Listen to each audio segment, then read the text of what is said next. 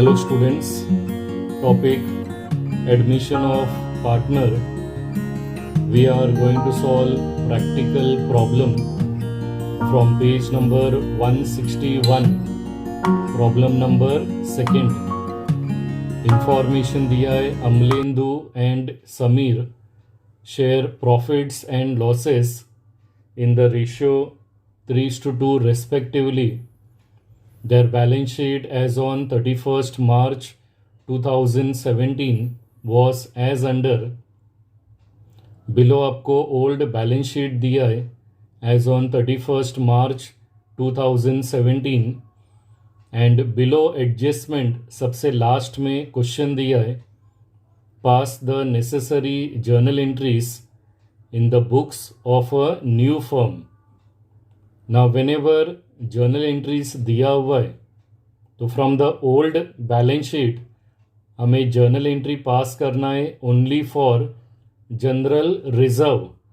बाकी का सभी अकाउंट्स आइदर वो ओपनिंग बैलेंस है या हम उसे ट्रांसफ़र करते हैं इन बैलेंस शीट, सो उसका हमें जर्नल एंट्री पास नहीं करना है. So the first journal entry will come for general reserve.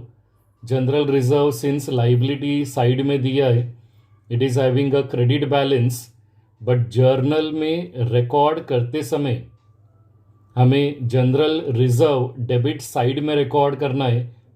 सो इसका जर्नल एंट्री आएगा general reserve account debit to old partners capital account.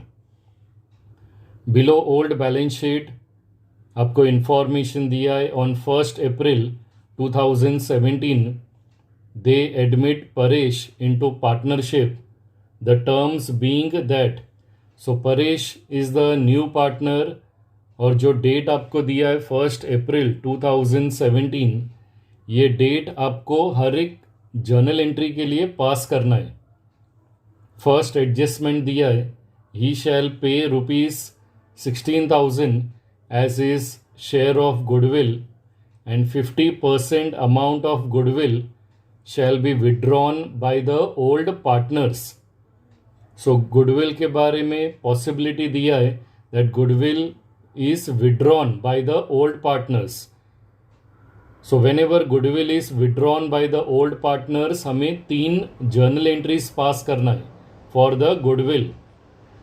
The first journal entry will come for, so the first journal entry will come for goodwill brought in cash और उसका journal entry आएगा bank account debit to goodwill account. Second journal entry for goodwill will come for goodwill distributed to old partners in the sacrifice ratio. So goodwill का second journal entry आएगा goodwill account debit to old partners capital account. And third and last journal entry pass करना है for goodwill withdrawn by the old partners. 50% मतलब half goodwill withdraw किया है old partners ने, तो old partner is receiver. तो third and last journal entry for goodwill will come old partners capital account debit to bank account. Second adjustment दिया है he shall have to bring in ₹20,000 as his capital for 1/4 share in future profits. So next journal entry हमें पास करना है for capital brought by Paresh. उसका journal entry आएगा bank account debit to Paresh capital account. Third adjustment दिया है for the purpose of Paresh admission it was agreed that the assets would be revalued as follows. सो नीचे सब assets के बारे में adjustment दिया हुआ है. सो इन दिस पर्टिकुलर प्रॉब्लम हमें वर्किंग नोट में रीवैल्यूएशन अकाउंट प्रिपेयर करना है. ए एडजस्टमेंट दिया है लैंड एंड बिल्डिंग रीवैल्यूड हुआ है. बी में plant and machinery is revalued. In C stock is revalued as well as furniture. And D adjustment में a provision of 5% on debtors would be made for doubtful debts. RDD दिया हुआ है. So working note में हमें revaluation account prepare करना है so that we will come to know the increase और decrease in the value of assets as well as हमें profit भी पता चलेगा कि बिजनेस में कितना हुआ है. नाउ सबसे पहले हमें सैक्रिफाइस रेशियो फाइंड आउट करना है in the working note. So old ratio दिया हुआ है 3:2. Paresh share in future profit is 1/4. Sacrifice ratio के लिए फर्स्ट स्टेप में बैलेंस ऑफ 1 फाइंड आउट करना है. That is 1 minus share of new partner. So 1 minus 1/4. Balance of 1 आएगा 3/4. Step 2 में हमें न्यू रेशियो फाइंड आउट करना है. फॉर्मूला है old ratio multiply by balance of 1.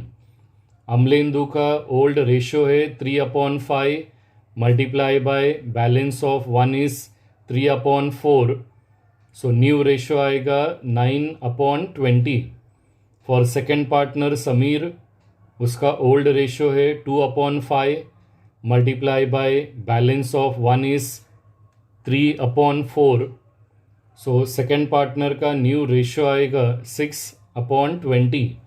And for Paresh new partner हम ऊपर का फॉर्मूला यूज़ नहीं कर सकते, तो हमें परेश के सामने परेश का share in future profit record करना है विच इज़ 1/4. और अभी ओल्ड पार्टनर्स का न्यू रेशियो का डिनोमिनेटर दोनों का 20 है. सो हमें परेश का भी डिनोमिनेटर 20 करना है. और 20 करने के लिए न्यूमरेटर और डिनोमिनेटर दोनों को भी 5 से मल्टीप्लाई करना है. तो परेश का न्यू रेशियो आएगा 5/20. सो अभी हमने न्यू रेशियो फाइंड आउट किया है विच इज़ 9:6:5. थर्ड और लास्ट स्टेप में हमें सैक्रिफाइस रेशियो फाइंड आउट करना है. फॉर्मूला यूज़ करना है old ratio minus new ratio.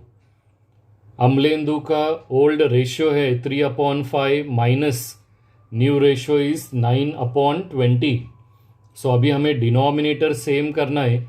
Old ratio का जो डिनोमिनेटर 5 है उसे हमें 20 करना है. तो 20 करने के लिए हमें न्यूमरेटर और डिनोमिनेटर दोनों को भी 4 से मल्टीप्लाई करना है. So it will come 12/20 minus 9/20. So sacrifice ratio will come 3/20. And for second partner उसका old ratio है 2/5 माइनस न्यू रेशियो इज 6/20. यहाँ पर भी हमें डिनोमिनेटर सेम करना है. समीर का जो ओल्ड रेशियो है उसका डिनोमिनेटर 5 है, तो उसका डिनोमिनेटर हमें 20 करना है. और 20 करने के लिए हमें न्यूमरेटर और डिनोमिनेटर दोनों को 4 से मल्टीप्लाई करना है.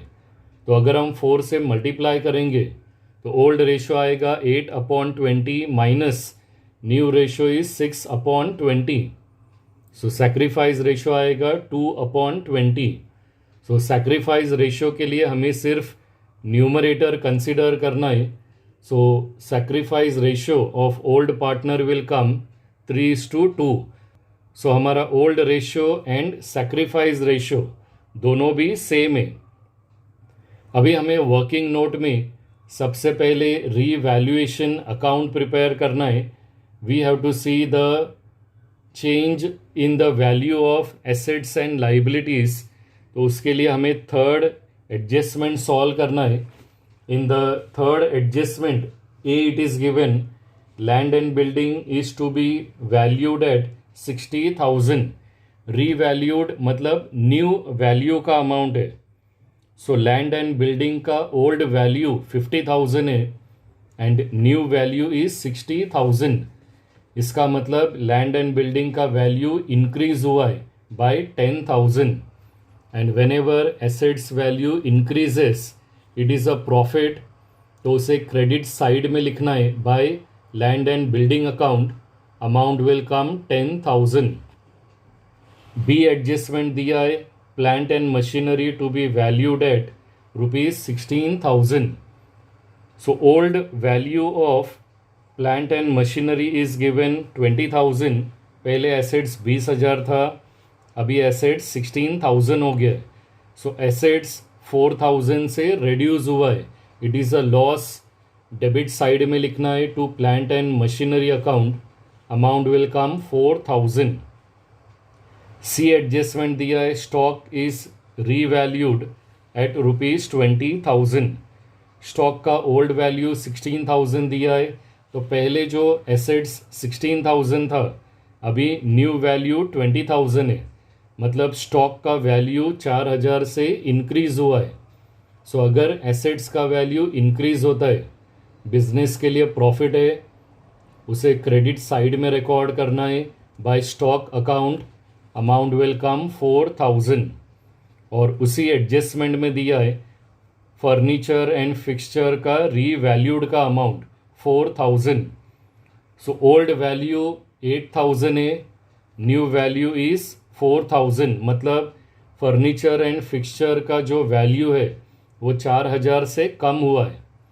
एसेट्स का वैल्यू अगर कम हुआ है मतलब बिजनेस के लिए लॉस है. डेबिट साइड में हमें लिखना है to furniture account, amount will come 4,000. और लास्ट डी एडजस्टमेंट दिया हुआ है 5% RDD कैलकुलेट करना है on debtors. So sundry debtors का अमाउंट दिया हुआ है 24,000. उसके ऊपर अगर हम 5% कैलकुलेट करते इट विल कम 1,200. और RDD हम लोग हमेशा माइनस करते, इसका मतलब एसेट्स का वैल्यू कम हो जाएगा. बिजनेस के लिए लॉस है, तो RDD हमें रिकॉर्ड करना है on the debit side. So debit side में लिखना है to RDD account, amount will come 1,200. अभी ये रीवैल्यूएशन अकाउंट का टोटल करना है. डेबिट साइड का टोटल है 9,200 and credit side total is 14,000. So credit side का टोटल ज़्यादा है 14,000, हमें क्रेडिट साइड में रिकॉर्ड करना है and same amount debit side में आएगा. अभी हाइयर अमाउंट में से लेस अमाउंट माइनस करना है. सो बिजनेस को प्रॉफिट होगा 4,800. ये 4,800 रीवैल्यूएशन अकाउंट का डेबिट साइड में लिखना है टू प्रॉफिट ट्रांसफर्ड टू, और इसे डिस्ट्रीब्यूट करना है to the old partners in the ratio 3:2 जो ओल्ड रेशियो है. So for the first partner it will come 2,880 and for second partner it will come 1,920. ये दोनों भी अमाउंट हमें इनर कॉलम में रिकॉर्ड करना है. और अभी हमें जर्नल का कॉलम्स ड्रॉ करना है. और कॉलम्स ड्रॉ करने के बाद ऊपर हेडिंग लिखना है journal entries in the books of a new firm. Journal का सब टाइटल्स लिखना है date, particulars, LF, debit amount and credit amount. सबसे जो फर्स्ट जर्नल एंट्री पास करना है वो आपको ओल्ड बैलेंस शीट में से जनरल रिजर्व को ट्रांसफ़र करना है. बट सबसे पहले आपको ये जनरल रिजर्व को डिस्ट्रीब्यूट करना है in the old ratio which is 3:2. So for the first partner it will come 20,000 multiply by 3/5. So it will come 12,000 and for Samir it will come 8,000. General reserve liability side में दिया हुआ है, it is having a credit balance. But जब ये same general reserve हम journal में record करते हैं तो उसे डेबिट में रिकॉर्ड करना है. सबसे पहले तो हमें डेट लिखना है April 1st. Journal entry will come general reserve account debit 20,000 to Amlendu capital account 12,000 to Samir capital account 8,000. And below journal entry it is compulsory to record the narration. So narration लिखना है being general reserve distributed to old partners. Next journal entry हमें पास करना है for goodwill withdrawn by the old partners. Goodwill withdrawn का total 3 journal entry pass करना है. And for all the journal entries हमें date लिखना है April 1st. So in April 1st हमें फर्स्ट गुडविल का एंट्री पास करना है for goodwill brought in cash.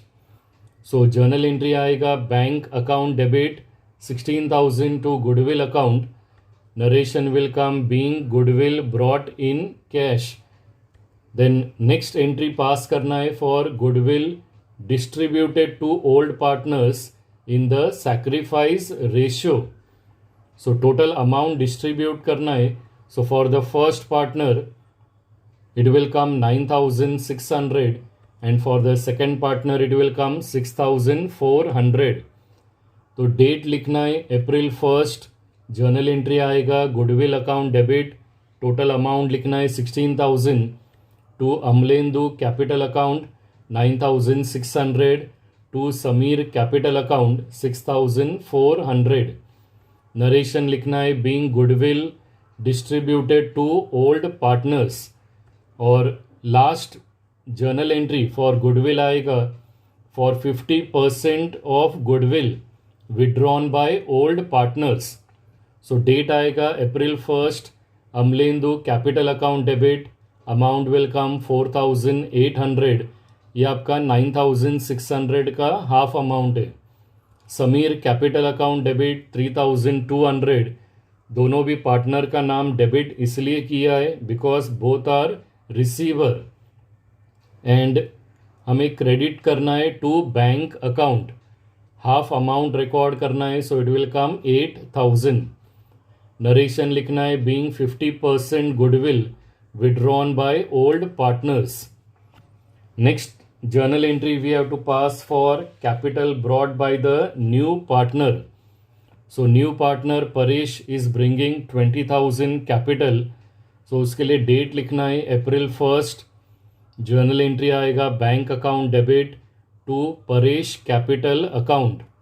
Narration record करना है being capital brought by new partner. Now जो रिमेनिंग जर्नल एंट्री है that we have to pass for revaluation of assets, जिसके लिए हमने वर्किंग नोट प्रिपेयर किया हुआ है. तो रीवैल्यूएशन अकाउंट में 3 अकाउंट है जो डेबिट किया हुआ है, प्लांट एंड मशीनरी, फर्नीचर और आरडीडी. अकाउंटिंग का रूल है जो अकाउंट लेडजर में डेबिट किया हुआ है वो सेम अमाउंट हमें जर्नल में उसे क्रेडिट करना है. तो we have to credit plant and machinery, furniture and RDD. अगर हम ये तीनों भी अकाउंट क्रेडिट करने वाले तो हमें जो अकाउंट डेबिट करना है दैट इज रीवैल्यूएशन अकाउंट. तो डेट रिकॉर्ड करना है अप्रैल 1. हमें रीवैल्यूएशन अकाउंट को डेबिट करना है. सो रीवैल्यूएशन अकाउंट डेबिट और ये तीनों भी अकाउंट हमें जर्नल में क्रेडिट करना है. So it will come to plant and machinery account 4,000, to furniture and fixture account 4,000, to RDD account 1,200. और ये तीनों का जो टोटल है वो हमें रीवैल्यूएशन अकाउंट के सामने डेबिट साइड में रिकॉर्ड करना है. That is 9,200. Narration will come being assets value decreased. After passing the entry from the debit side of revaluation account, अभी 2 अकाउंट है जो रीवैल्यूएशन अकाउंट में क्रेडिट हुआ है. सो अगर लेडजर में वो क्रेडिट हुआ है तो जर्नल में उसे हमें डेबिट साइड में रिकॉर्ड करना है.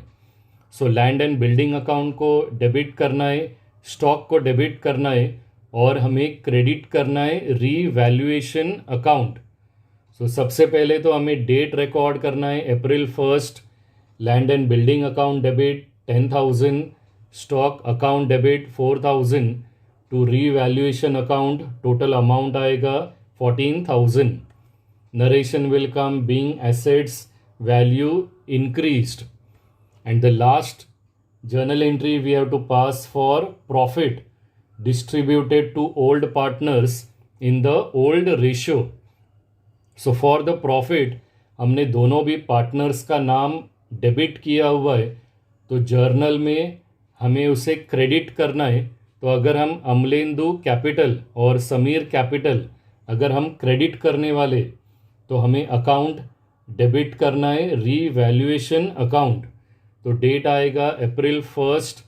It will come revaluation account debit, total profit लिखना है 4800 to Amalendu capital account 2880 to Sameer capital account 1920. Narration लिखना है being profit distributed to old partners